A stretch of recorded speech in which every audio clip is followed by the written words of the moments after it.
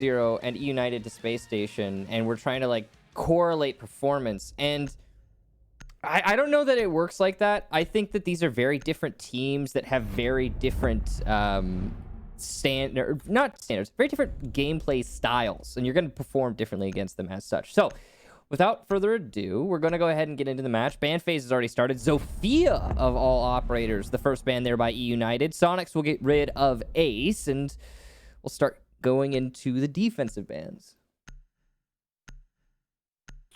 When was the last time we saw a Zofia ban? I'm looking it up right now. Can you crunch the numbers for me? Yeah, I'm trying to find out. Just because that's a very odd ban, honestly. For neither of these teams in their last like dozen or so games have banned Zofia, so that's a first for both of them. At least we can get that out of the way. No Ace and no Zofia on Oregon. Mm-hmm. You know how hard it's going to be to clear out the ADSs that are going to be present? Because at least Wamai is banned.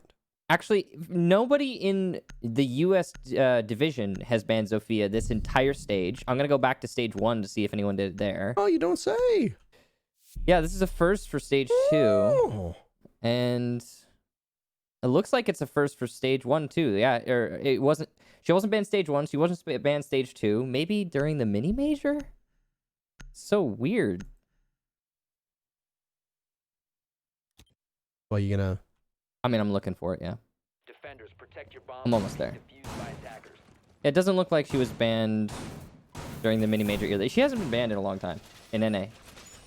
I genuinely cannot remember the last time she was banned, if she was at all. So this is something to obviously keep in mind, and I know that this is a Jesse Chick moment, by the way, because I feel like...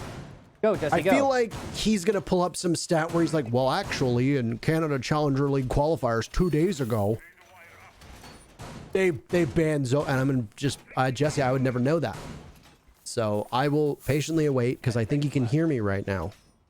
I will patiently await him weighing in, and then I will selfishly take the information that he relays to me, and I will not credit him. Yes, that's the strategy. And then people will say to me, wow, and Tara, yeah, that is crazy how you knew that. How did you know that? And I'll be like, I just remember. So insightful, Parker. Thanks, Michael. It's, by the way, eUnited is on defense here. My read of the map ban phase was correct. eUnited is going to be on defense every time, which is odd to start off with. That means that the Soniqs will be starting on attack every time. That means, I guess, that these teams have different preferences when it comes to attack defense on Oregon, and I find that kind of interesting. I will say that people are starting to figure out the new Oregon a little bit more, solidly, if that makes sense. And newer maps are always defender-sided just because the attack strategies take more time to develop. Also, you have to wait for the defensive strategies to develop before even making attack strategies sometimes, so it's a little weird. But we're at the point now in Oregon's, or New Oregon's lifespan, where the attack has started figuring things out. So I don't think it's necessarily always going to be an advantage for the defense. Statistically, it still is, if I'm not mistaken, but not forever. We'll take a look. Well, my being banned means that both the pillars and attic defenses that we see from teams that usually involves doubling up on those two operators, as there's some significant overlap as to how their gadgets work. Obviously, Wamai's magnets grabs your projectile/thrown object, whereas the ADS just destroys it, evaporates it, whatever you want to say, eviscerates it. You can use a couple different words, but decimates it. Decimates it. Decimate is to reduce by 10. I thought. Really? Anyway, pre-fire from the Jaeger as there's going to be the first bit of action, and he gets bamboozled by the clone that was tossed out of the Yana, and in this position, Rexon will just hang on. I don't think he can hear adequately. Either there's too much gunfire or too many comms, because he keeps pre-firing away, suspecting somebody to push him up on that spot. And he juggles the ADSs out, and you can see from the lights that are still flashing on one of them that not all hope is lost. But it appears that he's been moved from that position as attic control, and then also trophy held in the hand of the Soniqs. Decimate, kill, destroy, or remove. 40 seconds left here. Reduced by 10%. And the attack, it can also mean that. That is a secondary definition. 37 seconds left for the Soniqs to get this execution underway in a 5v5. So it's not looking good for the Soniqs right now. They're going to have to speed things up. This nade, if it had landed, might have been integral to the outcome of the round, but it didn't. And that's going to allow Rexen to continue to play in dorms. But nice play there from Easily, prone angle. He'll refrag Kansan's earlier kill. That's looking good for the Sonics. They might be able to make the push into B from Attic, but Gomfi, Kansan down. The exchange back and forth here as we hit the last few seconds. It's only Gomfi now as eUnited really wakes up. He's not going to be able to find all three. He'll find two, but that's not enough. And eUnited wins on time. You just need to hide at that point. You know, Yeti didn't even need to take that fight either. I'm pretty certain as the kill feed faded that he was the one involved in that fracas on the bottom of White Stairs. Gomfi was at the top of White Stairs, which is referred to as Canadian spot. Yeah, no reaction. I wonder why. I was gonna say no reaction. Okay. Yeah, I'm sorry, I was looking up stats because I was trying to find Oregon. He's not even playing today, but I got you. So no, I was looking up the defensive Oregon stats. You know the difference though is that Gomfi actually got a kill. Yes, from that spot. He did. Gomfi's last two kills, by the way, were totally impactless. And while it does look good that he has 3 kills, only one really actually helped with that round because, like we said, when it's 10, 15 seconds left, 5 seconds left, and you know you've got control of the site, and it's a 1vx, you just need to hide if you're a part of that X. You don't need to take any engagements whatsoever. So, good rally from eUnited, though, by the way. Opening pick obviously goes to eUnited, but it's traded right off onto Rexen. So it's a wash as to who gets that, first blood. And 10 seconds left. eUnited seemed to be trapped in the back of kids' dorms and trapped in double dorms, and yet they fought their way out. It's unfortunate that Easily was priming the frag grenade. He watched his teammate die right in front of his very eyes. The grenade did not go where he wanted it to, and then he missed the follow-up shots onto what I believe was Alfama, if memory serves me correctly. Yeti, or it was a Grixer, tossed out a C4, and he caught the separate push that was coming from, I believe, over by Trophy. I was just absolute mayhem. Total mayhem. Utter bedlams.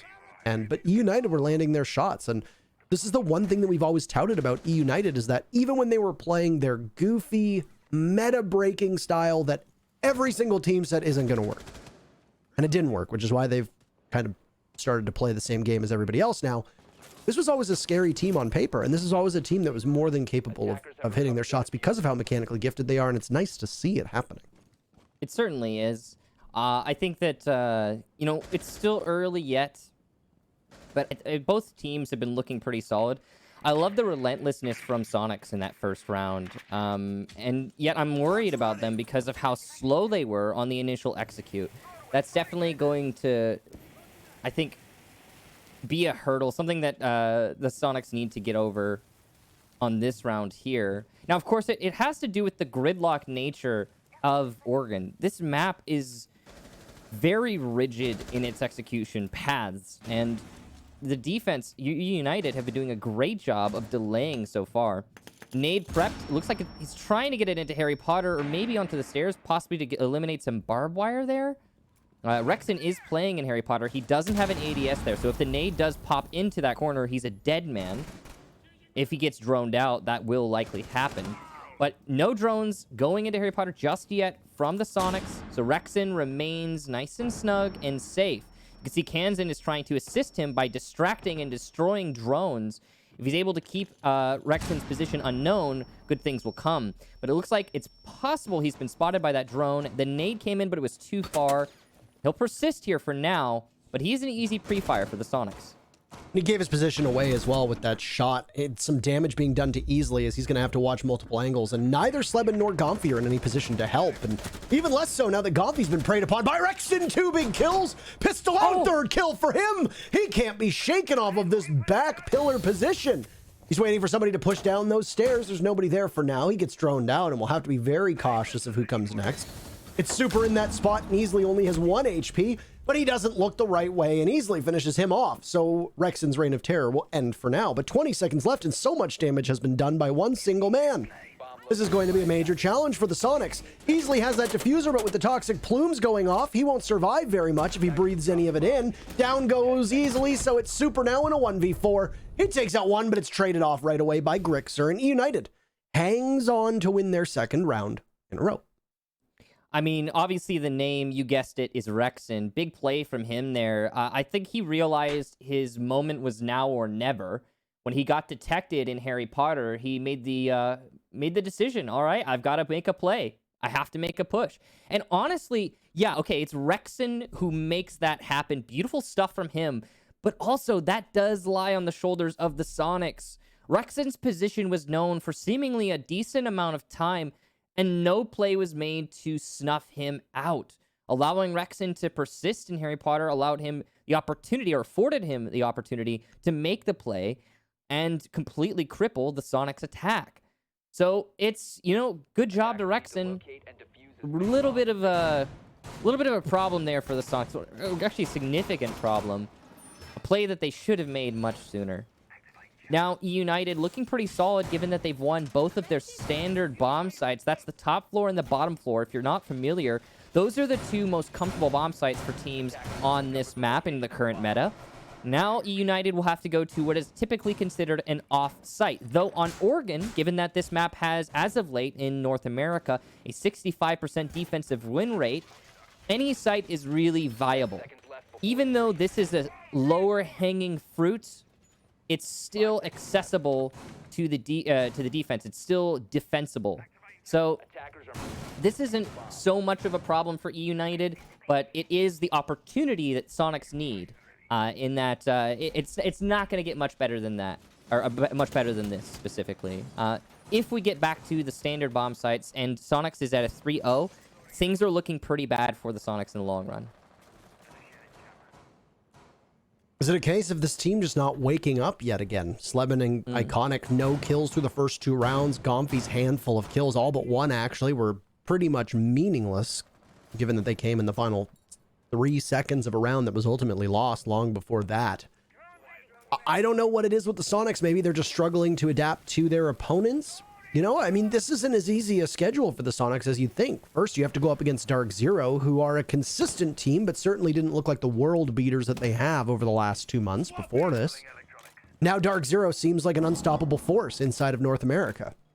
And it's the best that they've played ever as a team. And I don't know who is going to be able to beat them next, frankly. And now you're going up against an eUnited team, which is very motivated. They came extremely close to defeating Space Station Gaming.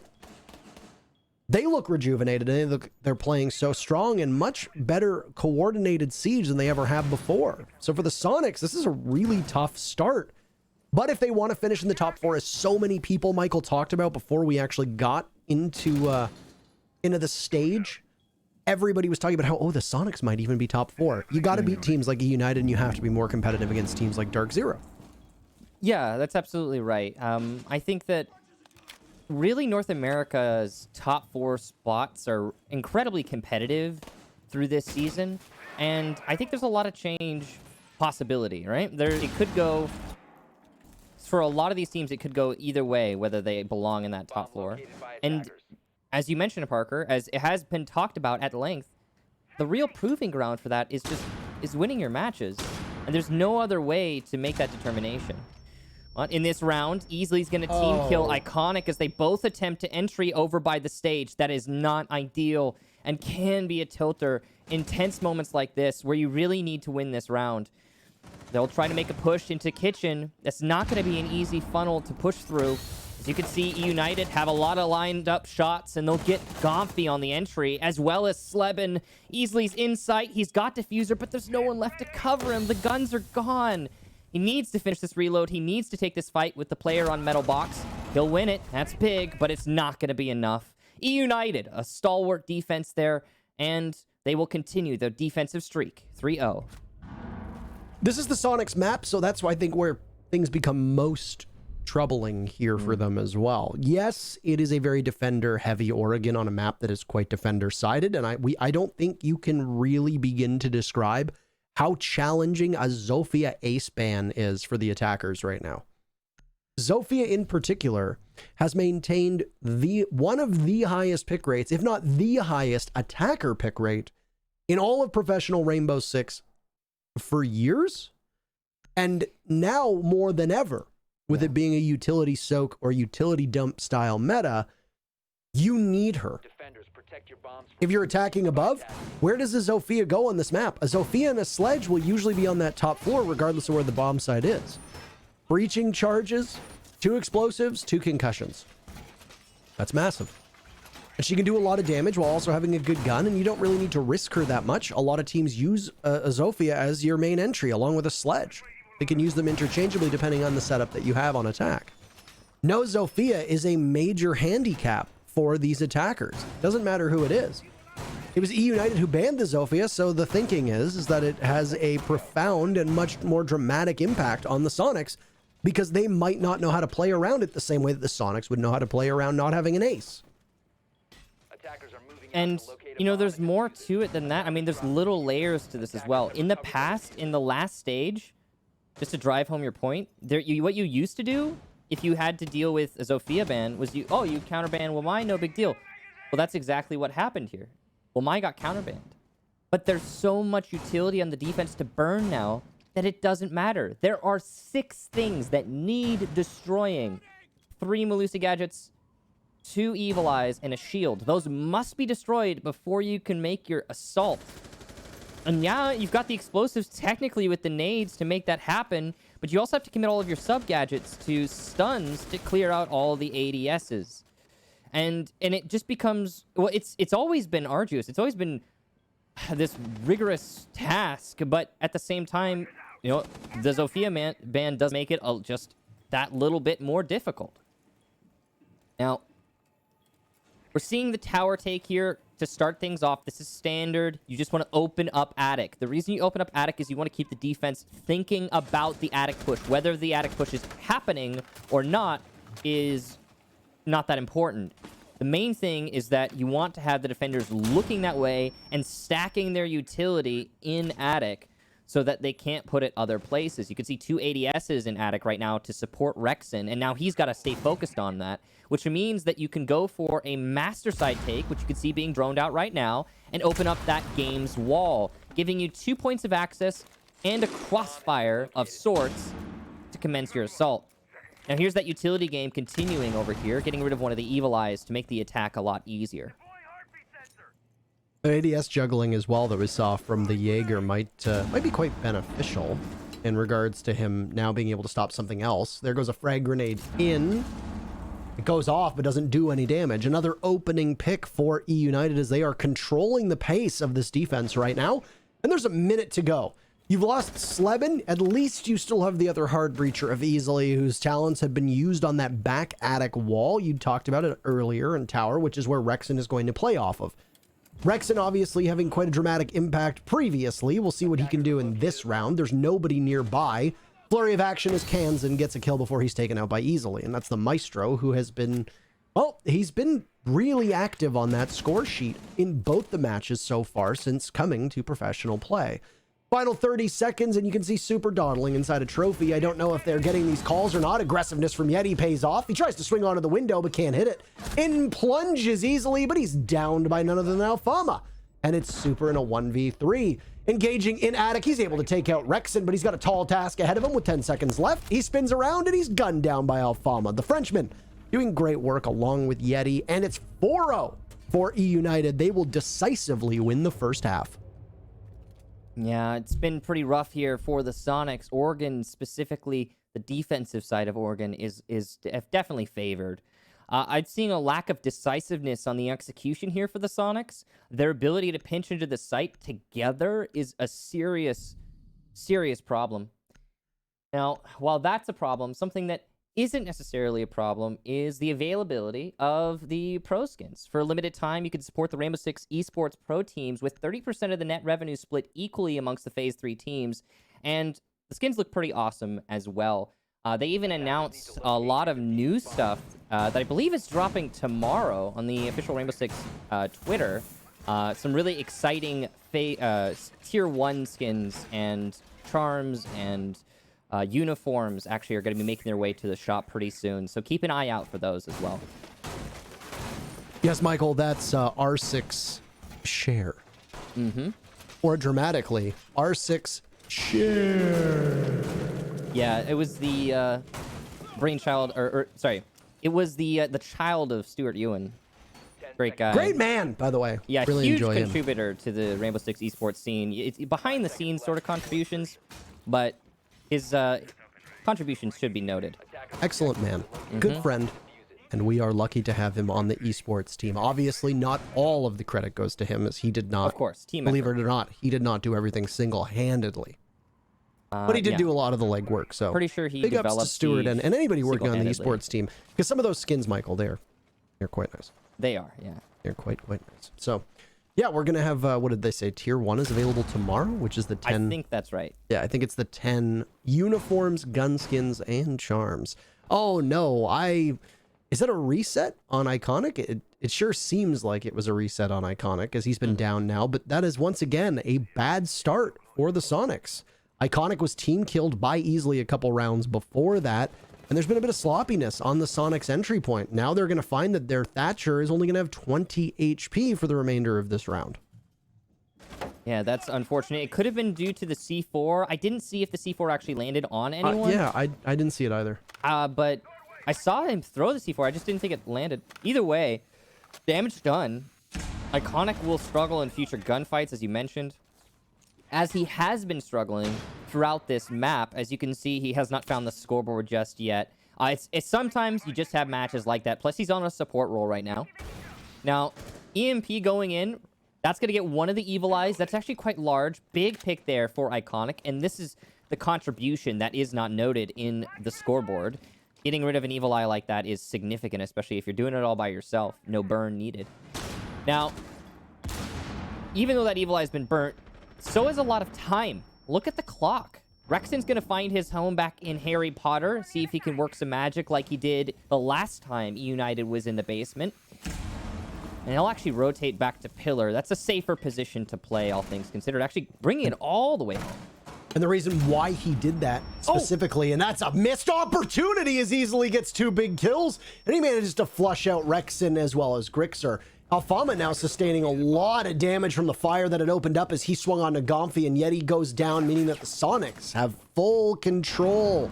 It's a 4v2, so Kansan and Alfama will need to try to hang on. And there it is, but Kansan will need to clutch as it's him in a 1v2, swinging on to Iconic, but Iconic breaks the donut this round, and the Sonics will finally get themselves on the board. It's a long climb to try to get up to where eUnited is, but you got to start somewhere. That is a massive for the Sonics. Not only winning a round, but winning it on the basement. It looked like all hope was lost. And Parker, before we continue with the analysis, what joke were you trying to make there with the Rexon falling back? No, I wasn't trying to make a joke at all. They knew that he was sitting in Harry Potter, so they used the Hibana X Kairos on the interior of that pillbox so that they could see when he moved out of Harry Potter from the hatch. Yeah, he made a very decisive and smart rotation. Also, Yes. I mean, that aside, the time was perfect to get out. If he had made it out of that alive, then very different round. In fact, it's transitioning now into the analysis. That round was basically tied up and delivered directly to the Sonics with a bow on top by Easly's nade on elbow. That was pretty much the extent of it. The fact that it got 2 for the price of 1, and it kept the rotation on elbow open. For those of you who don't know, elbow is where Alfama was just making that rotation. And normally, when the defense loses control of elbow, they reinforce off that rotation that you saw Alfama make earlier before the attack can get to it, thus eliminating the line of sight. It's called reinforcement juggling, or, I mean, I'm sure there's some other fun name for it. But that didn't happen in the last round because of the nade. The shield was lost, the 2 players who were playing on elbow were lost, and eUnited couldn't regain control. So that's massive there for the Sonics, and it's pretty much the main reason they won the round. And the 2 kills as well. What if I just never spoke again? Would you just cast the whole thing alone? I think, I think I would sputter on for a little bit. Like, I would wait for you to pick it up and then maybe speak a little bit. And then pause 10 seconds, speak a little bit. And then continue to, like, hint that you should pick it up. And then eventually, if you stop speaking, I'd be like, yo, production, is Parker okay? Am I not hearing him? And then if you continue to not speak, then yes, I would probably pick it up after a long pause. Frankly, I'm offended that you would take so long to ask how I was doing. But that's a conversation for another day. I'm sorry, Parker. I betrayed you. Excellent Kaid juggling, and they managed to take out one round of X-Kairos. So tough going for Sleben, and they'll be able to get another depending on what happens here. Now there are still 3 EMPs on the board, and it's timed well. There goes the EMP, and I think the Kaid Claw's actually been taken off at this point. And yeah, there we go. They'll throw up 2. And do they get it? They do. Wow. eUnited, it's not sexy and it's not flashy, but boy, oh boy, this must be frustrating for the Sonics. Yeah, that's definitely a point of frustration. Oh, no! Oh, that's terrible. The second Electrocog at the second set, too, despite the EMP. Bad timing on the Sonics. And the drop will remain intact. Xbox now very playable for eUnited, thus further delaying the Sonics assault. That's, oh, bad. That's bad. That is absolutely brutal, and just shows to show you how incredibly vital hard breach and good utility is, because now the Sonics are going to have to completely change things up. They'll just take control of pillars on their own. They'll lose Sleben to Rexen, as it was a joint effort with Kansan getting in on it too. So an assist comes his way. Late reinforcement onto the opening in elbow, and eUnited can sit pretty for the remaining 45 seconds. They have so much working for them. They don't need to worry about the hatches above them. They don't need to worry about pressure from blue. And now the Sonics have to take very linear fights here. Knowing how challenging that is, even when you've opened up most of the lines of sight into the bombs, you're going to have to do it with minimal utility. You can see that right now there's almost no utility for the Sonics, while there's plenty remaining for eUnited. Toxic canisters, a nitro cell, and Evil Eye still up will be the doom of the SQ team. 20 seconds and they are still all stacked up by pillars, as they have not found a way in yet. And eUnited doesn't need to move a muscle. The only one on the team who's lost anything is Kansan. Taking their sweet time as much as they can, the Sonics decide, well, we'll just storm on in, and Gomfy takes 1 as Iconic falls, but there goes Gomfy too. Super last alive yet again. What is this, round 3 or 4? But he's so far away, he'll take down 1, but that's about it. Impactless and utterly meaningless frags when it comes to the greater picture. And only 1 member, I guess, actually upright, did it look like? Maybe 2. Regardless, eUnited take the first half 5-1 on Sonics map. Wow, that's really rough for the Sonics. And I'm noticing a distinct lack of mojo here for the Sonics, a distinct lack of confidence on their assault. It definitely seems like they've got the basic idea of the attack down pat, like, okay, we're going to push here, like so. But the actual, like, definitive execution plan, the timing and such, is not so well thought out, or so it seems. Now, I can understand that on a map like Oregon. The only question is, well, then why go here? Now, I get it, because, yeah, Oregon's kind of a newer map, in all, relatively speaking. And I can understand why you might be a little bit less comfortable on this map, on your attacks. But then why is this the Sonics pit? So it just gets a little bit confusing in that regard.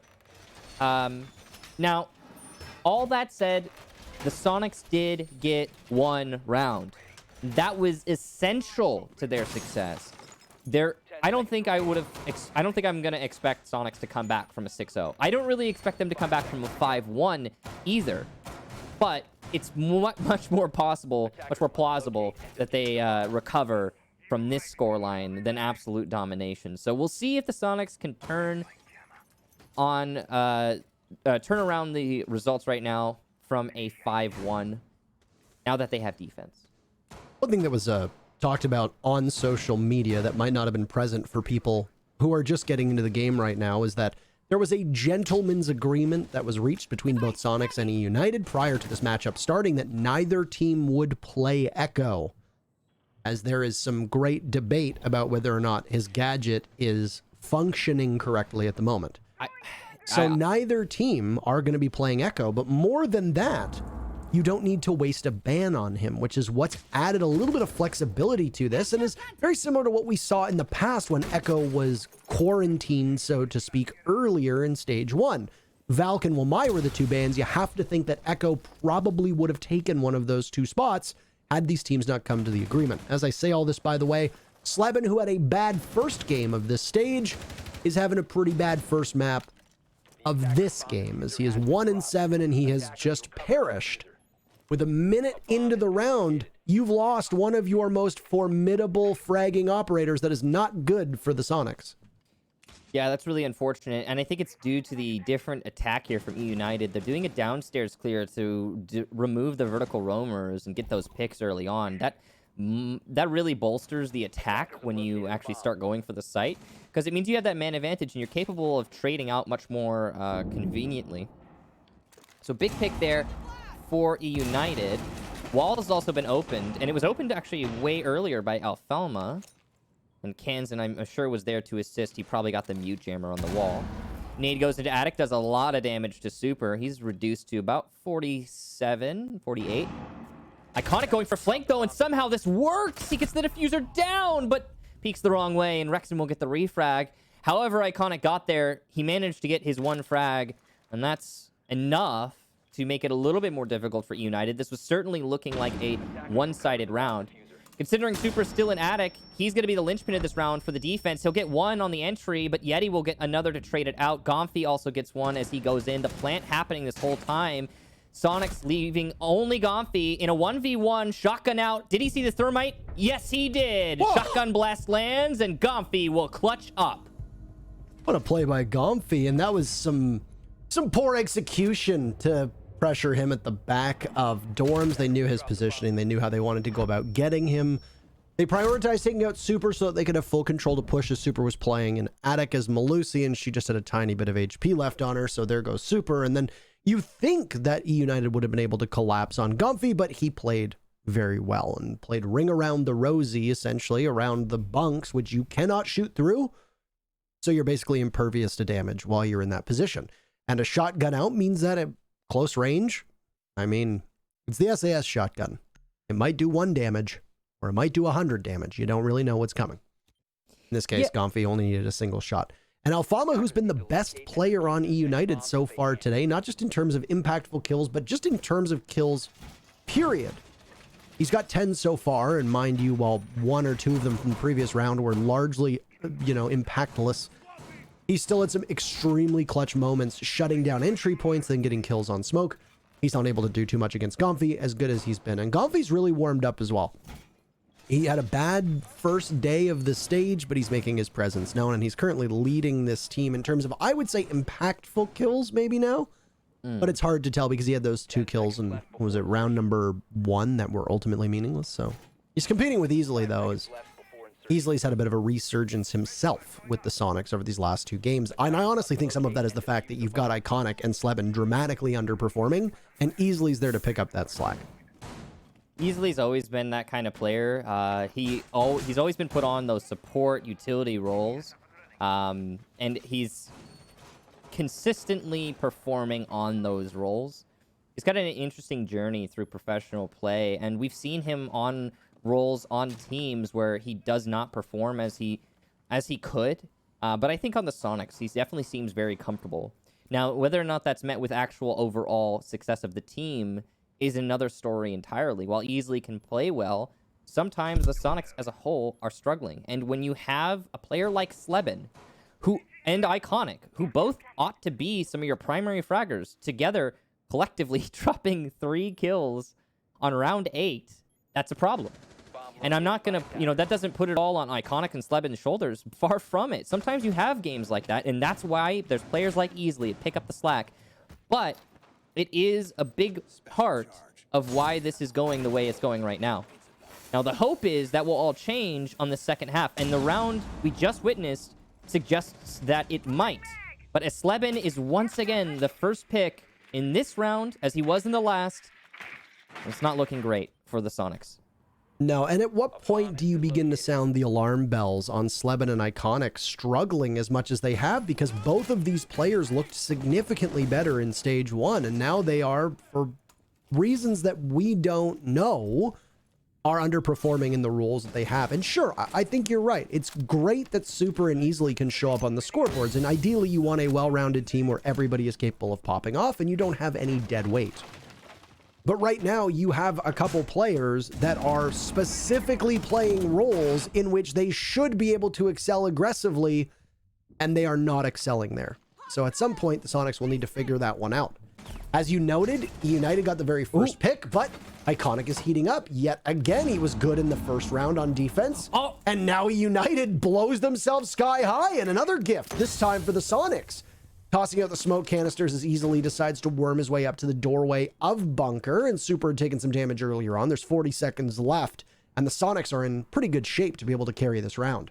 Easily with a very ballsy play as he gets up nice and personal with the the two attackers who are attempting to push over by... What is happening with those tracers? That was weird. Alfalma attempting to push through blue, but he'll rotate. I'm not sure. I think he tried to push through and got the barricade bug and then fell back because he couldn't move through the door. That's my guess based on those tracers. Anyway, push coming in through pillar. Last 8 seconds here. eUnited has almost no chance, but they will get easily inside of blue. That's big. The push, though, from Gomfi is punished despite his C4 landing. Alfalma looking for the frags, and he almost clutches it out, actually, with the plant. He might have been able to save that one, but no. Soniqs will win on time. A rehost is called. I'm not sure what happened there. I have no explanation for why the attack didn't commit to the blue take. That was a little bit weird. They all just left blue. They could have pinched between blue and pillar. I'm a little confused. Don't come here to look at our faces. Even though we are both exceptionally beautiful humans, you come here for the match itself. So we're going to waste no time, and we're going to get right back into Oregon, because we still might have 2 maps to go, Michael. Yeah, it could be one map. We'll find out, I guess, in a moment. What it's going to look like on map number 2. If we go into map number 2 and it's a complete landslide for eUnited, I'm going to be pretty disappointed. I'm not going to lie. When you tell me SQ versus EU, I immediately think that it's going to be a pretty tough head-to-head match, and we'll go the whole mile. But right now, it's not looking so much like that. It's certainly looking like eUnited have the upper hand. You know, we've been talking for a long time about how the Soniqs could be that, new team to usher themselves into the top floor. They've touted as such. This has been a long conversation, and now suddenly eUnited's the squad that's looking much stronger on SQ's map, no less. This match today, I think, is more than just for the standings. It's more than just the losers round, that elimination match that puts you in the bad spot. It's also a match that I think tells a story about where these squads are relative to each other. And given how competitive, as we talked about earlier, how competitive the top 4 in North America is, or even just North America as a whole, U.S. division as a whole, given how competitive it is, I think that means a whole lot.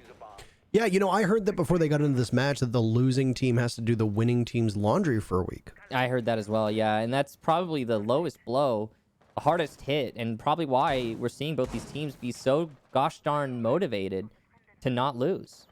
It's not even about winning anymore. It's just about not losing. I mean, could you imagine the pride that you would have forcing Super to do your laundry? I know. And unbelievable. I bet you he'd do a terrible job of it too, deliberately. He'd probably spitefully wash it with too much detergent and damage and fray your clothing. You'd itch, right? Yeah. Like it'd be... Might maybe even develop a rash. And in the dryer, he would definitely put up temperature too high to shrink it as well. It would be terrible. And yet he would go to put on a shirt and he'd be like, whoa, am I getting that swole or... I mean, he is, though. I mean, he is getting very swole. Very. Enough with that. Anyway. We'll get back into this now because it is round number 9. The Soniqs are within striking distance of closing this game against eUnited. There is a lot of time for eUnited to fix this, including this round. There are 3 rounds after that, so you've still got an opportunity. 1 round is going to put your opponent on their heels. So eUnited, if they can cut through this defense relatively quickly, maybe get an opening pick as they were so good on defense at doing. In fact, they've actually been good on it all game, regardless of where they are. They are dominating the Soniqs in those opening picks, and they can maybe snowball it forward. But the Soniqs have seen a much better second half than a first half already, and we're only 2 rounds in. It's not over yet, but yes, it's definitely looking best for eUnited. Now, above, easily trying to roam, but he's got 3 attackers pinching on him. This is very difficult position to survive in. The only assistance he has is from Iconic, who has been spotted and forced off. Super will get Kansan, so that's a big pick there for Super. Easily falls back. That was a pick in the hallway there. As it seems like somebody was trying to push up there onto White Hall. Now, eUnited, no response yet. Kind of surprising.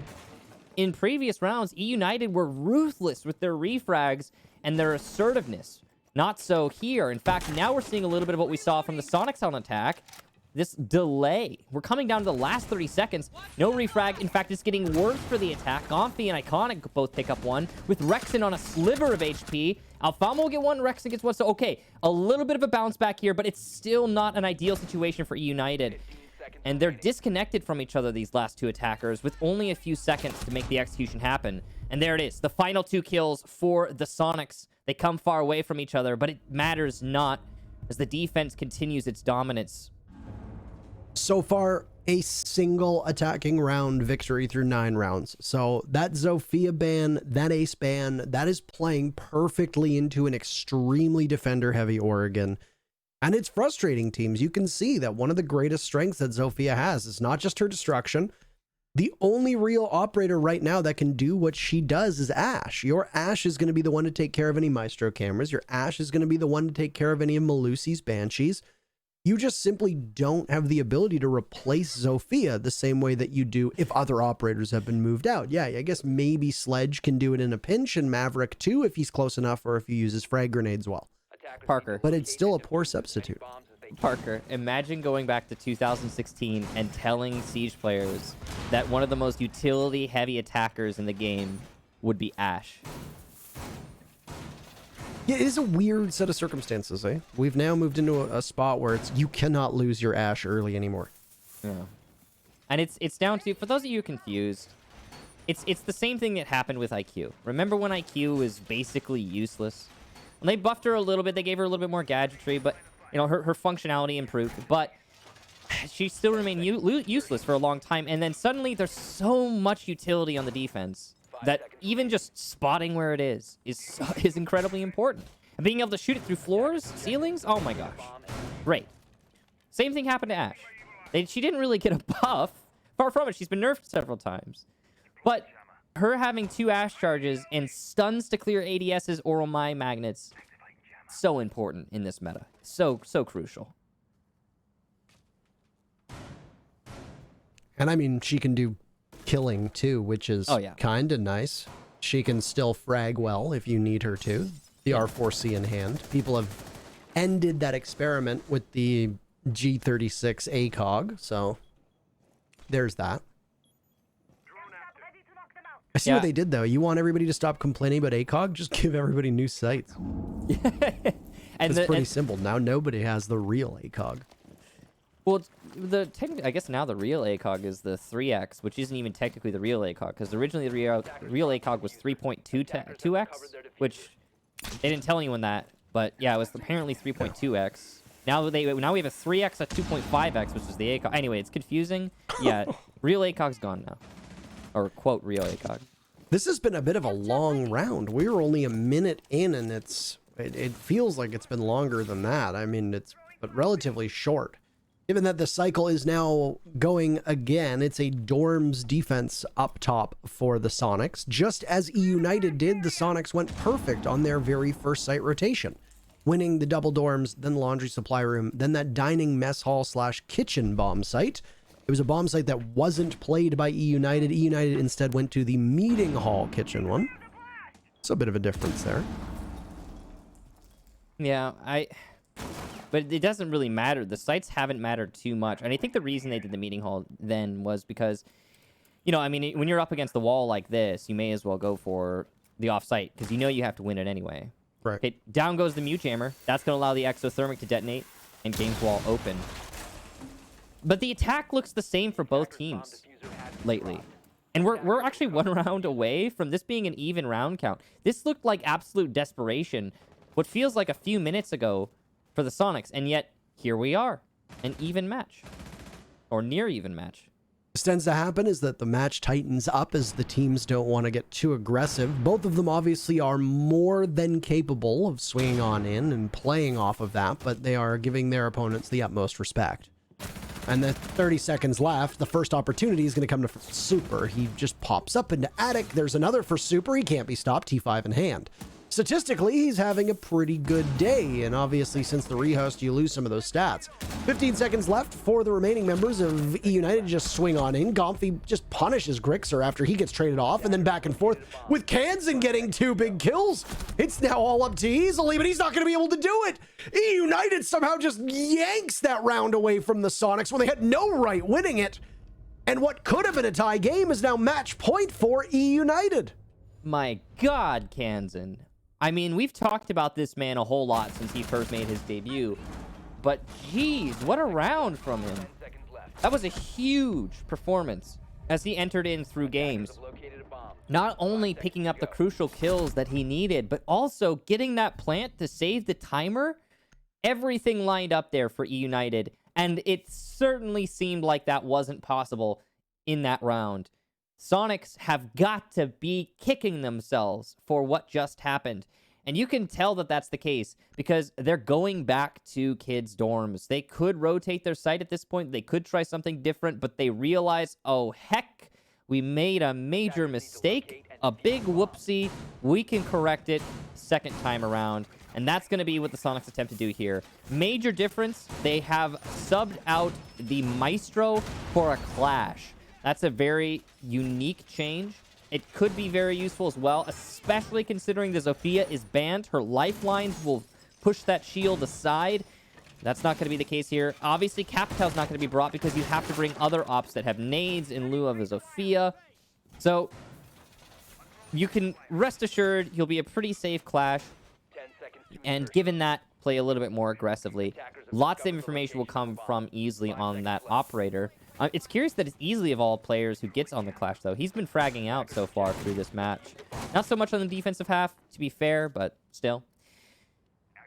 No matter how you look at that, though, oh boy, that last round, that was rough for the Sonics. Yeah, I would say that's a bit deflating on their side, but nothing that they can't bounce back from.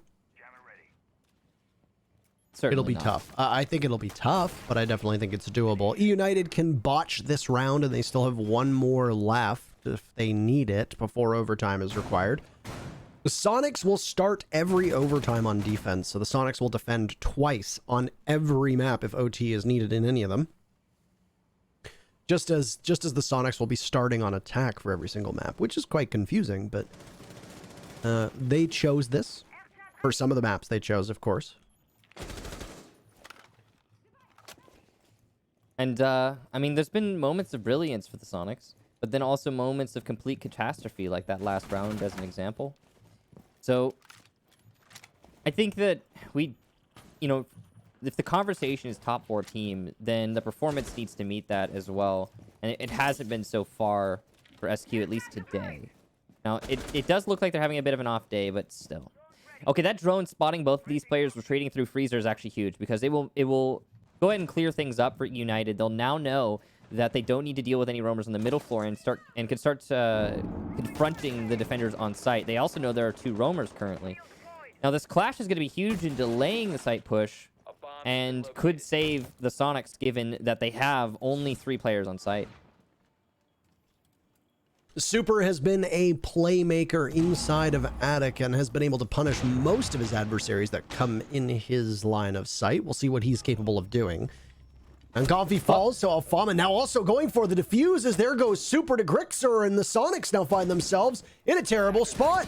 Coverage from 2 separate members of eUnited as the diffuser goes down and Alfama pops on up. Now Easily turns around. He'll get 1 before getting dragged down by Grixer, and those 2 roamers of Slebin and Iconic have found their way back to the bomb site, but unfortunately for them, it's a little too late.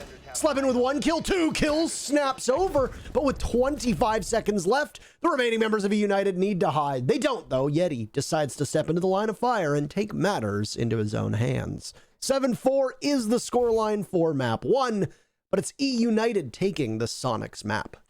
What an absolutely massive round there for eUnited. Whoever made